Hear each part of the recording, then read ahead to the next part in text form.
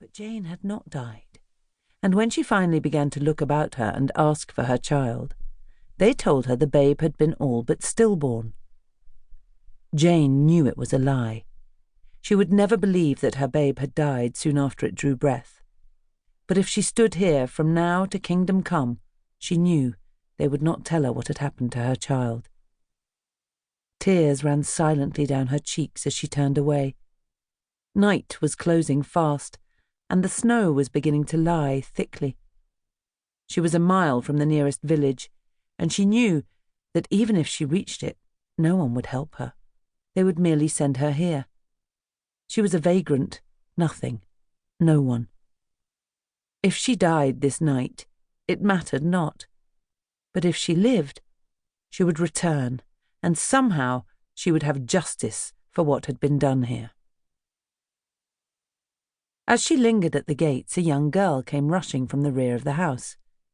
Jane knew her, for this girl had helped her in the infirmary, had given her a cup of milk and a piece of bread when she lay weeping after they'd told her that her babe was dead. "Thank you, child," Jane had whispered, because something in the girl's face had touched her heart, and there was such sadness in those big brown eyes. "I am called Bella," the girl had whispered to her then. "They will beat me if they find me giving you sustenance, because you have angered the mistress." She'd gone quickly, afraid of being caught and punished. Bella was dressed now in just her nightgown and a shawl, shivering with cold. "What are you doing here, child?" Jane said. "You will catch your death on this terrible night." "I had to tell you," Bella gasped. "I saw you from the window, and I got out the back way. Don't believe them when they say your babe died.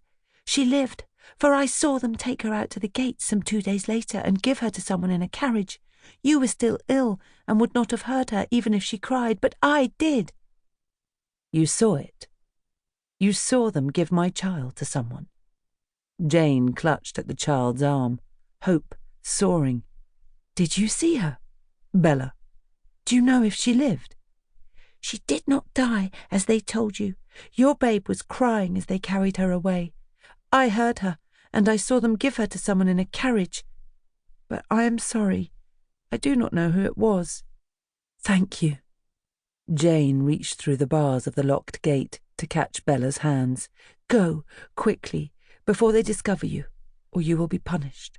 The child had been going to say more, but she nodded, and giving a little sob of fear, Bella fled the way she had come. Jane's eyes filled with tears, but her heart grew stronger. She had not imagined those cries. Her daughter lived somewhere, and one day she would find her and take her back.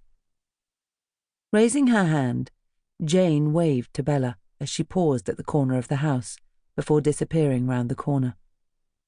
If she found her child, perhaps she might come back and take Bella away from this terrible place. But for the moment, it would take all her strength just to survive. Once inside the scullery, Bella paused, listening for sounds. But the other inmates were in their beds, and she knew she must hurry. If the mistress discovered her here at this hour, she would be accused of stealing food from the kitchen and beaten. Her eyes stung with tears, for she could not forget the look of despair in Jane's eyes. There was nowhere the young woman would find proper shelter on such a night, for even the church was locked during the hours of darkness, to deter those who would steal from God and the poor.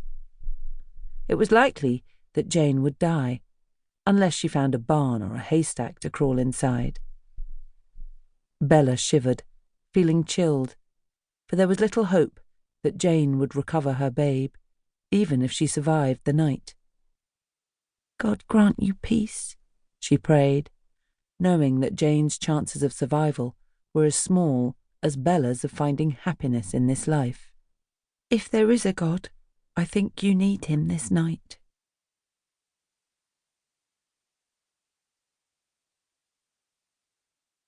Chapter 1.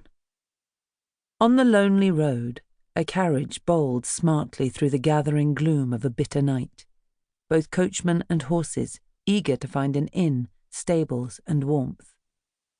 Inside, the man, his eyes closed.